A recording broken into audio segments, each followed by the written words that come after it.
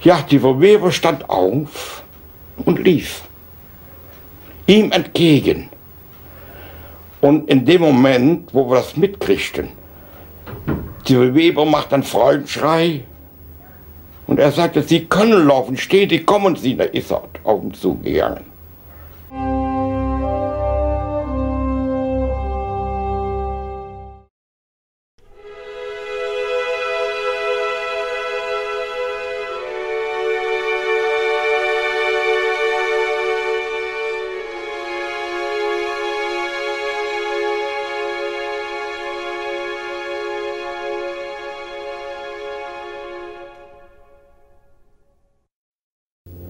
Die Frau Weber, die war seit Geburt ihrer Tochter bettlägerig an für sich in ihrer Ausführung gelähmt.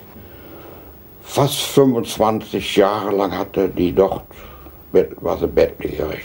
Die konnte nur aus dem Bett geholt werden, im Stuhl gesetzt und auch wieder hingebracht werden.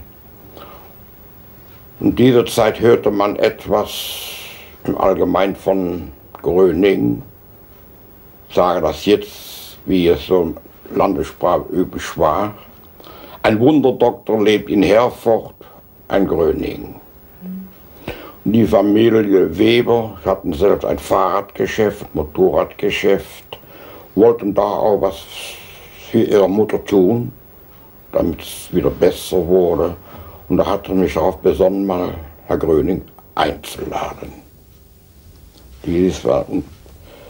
Das ist auch geschehen. Nach einer Zeit hatte er zugesagt, kam Herr Gröning auch mit einem Stab. Er und noch 2 Männer. Und da saß die Frau Weber gegenüber, das war 3 Meter, 2 Meter, 3 Meter, saßen sie gegenüber. Auf der anderen Seite am Tisch, wo Frau Weber immer saß, in dem Stuhl. Wir hörten nur auf einmal, wo es zu Frau Weber sagte, Frau Weber, stehen Sie auf und kommen. Lauf. Dauerte ja nicht so lange. Die hat sich ja nicht getraut. Die hat sich ja wirklich nicht getraut. Wenn sie über 25, kann auch knapp unter 25 im Bett gelegen und bettlich, er konnte kaum aufstehen, Ne? Und Frau Weber, stehen Sie auf, Sie können laufen, kommen Sie. Ja, die Frau Weber stand auf und lief ihm entgegen. Und in dem Moment, wo wir das mitkriegten, die Frau Weber macht einen Freudenschrei und er sagte, Sie können laufen, stehen Sie, kommen Sie. Da ist er auf ihn zugegangen. Bruno Gröning sagte denn, ja, nun steh doch auf. Nicht? Und der eine stand auf und der konnte.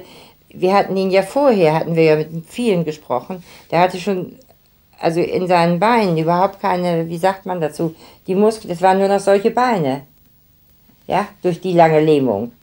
Und der hat da drauf gestanden, mindestens 5 Minuten. Ich sehe den heute noch aufstehen und wie der gestanden hat.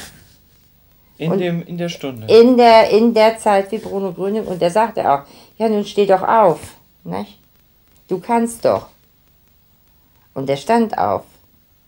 Ich bin ja aus dem Grunde zu dem Bruno Gröning Bund gegangen, weil ich akute Kreislaufstörungen hatte und mir starben die Finger ab. Ich hatte immer weiße Finger. So stark, dass ich da mit der Nadel durchstechen konnte, ich habe nichts gemerkt. Und nachdem ich einige Zeit dabei war, ist es dann auch aufgrund dieses Glaubens oder dieser Sache mit Bruno Gröning, war es dann plötzlich verschwunden. Also man kann nicht von einer spontanen Heilung, sondern von einer allgemeinen, längeren Heilung sprechen, die ich dadurch habe. Und ich war viel in ärztlicher Behandlung, aber es hat nicht geholfen. Bei Bruno Gröning war es, sagen wir mal, nach einem guten halben Jahr war es weg. Hat die Heilung angehalten? Ja, bis jetzt ja. Ich zitterte, ich hatte ewig Angstzustände, war bei verschiedenen Ärzten gewesen, war dann zuletzt zum Nervenarzt überwiesen, aber niemand konnte mir helfen. Wenn ich dann wirklich mal mich auf die Straße traute, mit dem Kinderwagen spazieren gehen, dann dauerte es gar nicht lange, dann rannte ich in die nächste Telefonzelle und rief meinen Arzt an. Ich habe solche Angst, ich kriege keine Luft, ich ersticke. Und der wollte mich dann, beruhigte mich dann und keiner konnte was finden und alles, was die mit mir aufgestellt haben, also sie versucht haben oder was, es nützte alles nichts, dass diese Zustände blieben.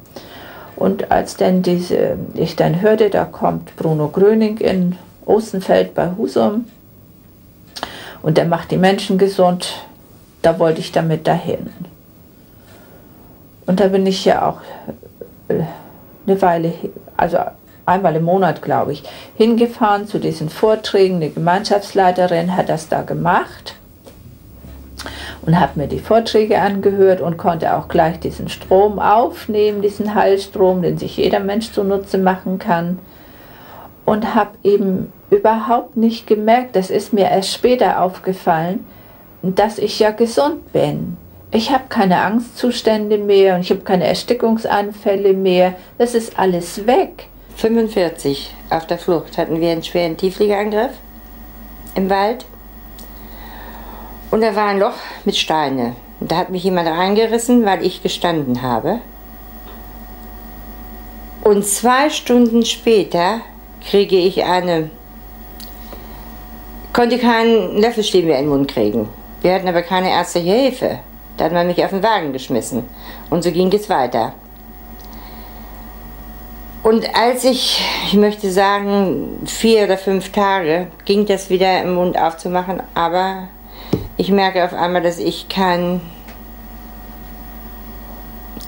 20 Zentner auf dem Kopf habe, kein Mensch mehr bin, nicht mehr das, was ich war. Also nicht was ich war, gar nichts mehr. Mit Laufen nichts mehr, also ein bisschen, aber in dieser Schwere. Und dann bin ich in Holstein ins Krankenhaus gekommen, nach 14 Tagen. Und da war kein Facharzt. Die schüttelten nur den Kopf. Das waren alles Internisten, aber kein für Gehirn oder für Rücken, kein Arzt. Naja, und da hat man mich so nach Hause geschickt. Und so ist das 1,5 Jahre vergangen, bis ich nach Miesburg hier, nach Hannover kam. Und dort kam ich zu dem größten Spezialisten, den es in der Bundesrepublik gab, in der Gehirnabteilung. Und der sagte gleich, dass er mir nicht mehr helfen kann, es ist alles zu spät. Da gibt es nichts mehr. Und das ging weiter. Ich wurde 100% arbeitsunfähig geschrieben. Ja, es war auch gar nicht möglich. Ich hätte ja keine Stunde arbeiten können. Und das war, bis ich dann Herrn Gröning 1958 kennenlernte. Und wie kam es zu dieser Begegnung? Ja, das hatte man in der Zeitung, hat immer viel dran gestanden. Mich interessierte nicht, was da drin stand, ein Scharlatan, was weiß ich, also ganz hässliche und gemeine Worte. Naja, und da habe ich damals schon gesagt, ich sage, das hat es doch schon im Leben öfter gegeben, nicht? Das hat man doch schon mal aus alten Bibelgeschichten gelesen, dass jemand auf die Erde kommt, der legt die Hand auf oder fasst dich an und du bist wieder gesund, ne? Und so habe ich mir das ungefähr vorgestellt. Die Bilder, die ich gesehen hatte, die waren in der Zeitung, war ja Gröning abgebildet. Und da habe ich gesagt, das ist der Weg, also wo ich, wenn ich gesund werden kann, kann ich nur da gesund werden. Und das ist auch so geworden. Da haben wir dann, das war Herbst 58. Da ist Herr Gröning gekommen, auch mit so langer Verspätung, wo wir nicht mehr glaubten, er käme. Und ich stand unter der Treppe. Und plötzlich, ich kann es nicht sagen, es war wie ein mit meinem schweren 20-Zentner-Kopf. Und plötzlich kriegte ich da einen Schlag drauf, dass ich meinen Kopf umdrehen musste und guck nach oben. Und guck genau, hatte noch keiner gesehen in Herrn Grönings Augen. Und da wurde mein Kopf, also diese 20 Zentner, die waren auf einen Ruck weg, die ich auf dem Kopf hatte.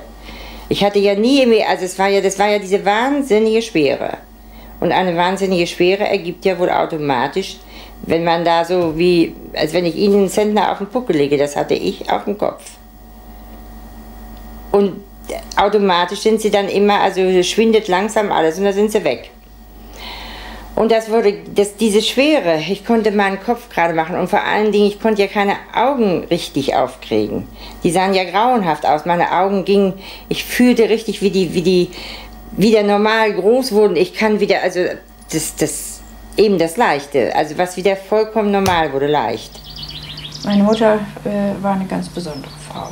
Nun fuhr sie nach Hause und kurz darauf kam sie ins Krankenhaus. Ihr Herz war nicht gut, ich hatte es schon gemerkt. Ihre Füße waren geschwollen, sie konnte auch die Treppen nicht mehr rauf. Und sie kam ins Krankenhaus und lag sehr schlecht. Und was soll ich machen? Mein Gott, dachte ich, Bruno Gröning, komm uns jetzt besuchen. Komm jetzt. Und dann kam er. Er kam. 10 Minuten vorher merkte mein Mann, dass er war. Abends sagte er, du, er kommt. Ich habe nicht gemerkt, mein Mann hat es gemerkt. Dann kam er auch. 10 Minuten vorher. Als ob er sich vorher angemeldet hätte mit dem Telefon, was wir ja noch gar nicht hatten. Ja, dann kam er und ich habe dann als erstes gesagt, Herr Gröning, haben Sie ein Plättchen für meine Mutter? Damals gab es ja noch die Plättchen, nicht? Die Spugel nicht. Und da hat er mir eins gegeben. Und das habe ich dann schnellstens im Briefumschlag, ach, es ging ja nicht anders, muss ja mit der Post alles, ne? Briefumschlag gesteckt, meiner Mutter ins Krankenhaus geschickt, sie hat sich das Plättchen genommen. Die Ärzte hatten schon gesagt, ja, das wird wohl nicht mehr werden, das Herz ist so schlecht, die schweren Kriegsjahre, die bitteren Ereignisse da, frühzeitig gealtert. Ja, sie hat das Plättchen genommen und am nächsten Morgen kommen dann die klugen Professoren alle. Ja, also das weiß ich auch nicht, haben sie etwas, das wissen wir nicht. Also der Blutdruck ist normal, die Pulsfrequenz auch. Wir können ja noch mal 1, 2 Tage das beobachten, das wissen wir auch nicht. Was haben Sie denn gemacht? Und meine Mutter hat nichts gesagt. Sie hatte sich das Plättchen unter das Kopfkissen gelegt. Und 2 Tage später wurde sie entlassen.